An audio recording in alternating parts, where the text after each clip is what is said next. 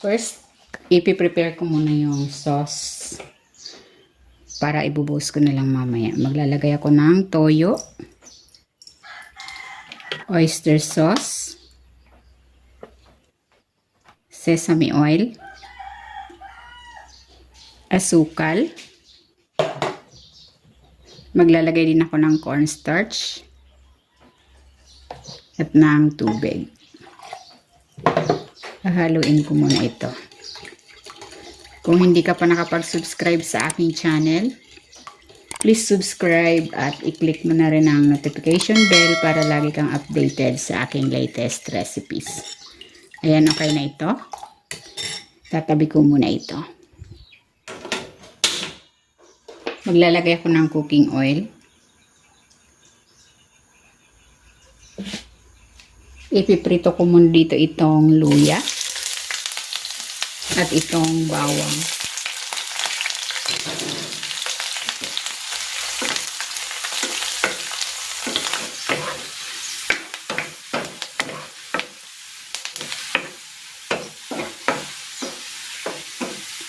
Ayan, okay na ito. Hahanguin ko muna.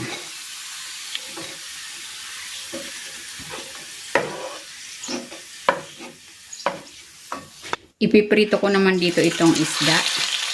Ito ay binabad ko na sa asin at paminta.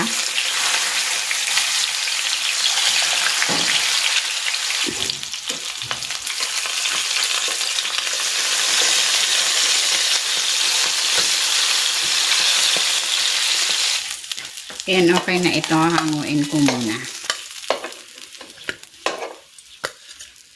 Next, ibubuhos ko na dito yung prepare kong sauce.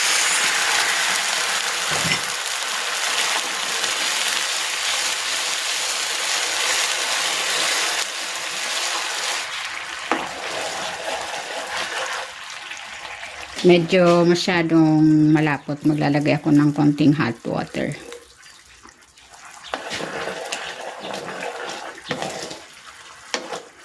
Ayan, okay na sa akin yung ganyang consistency.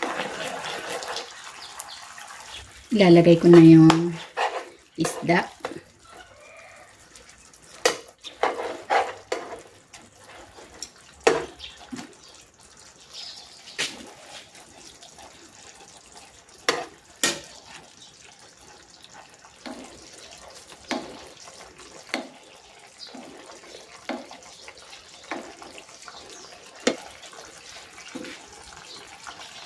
Ilalagay ko na dito yung garlic and ginger.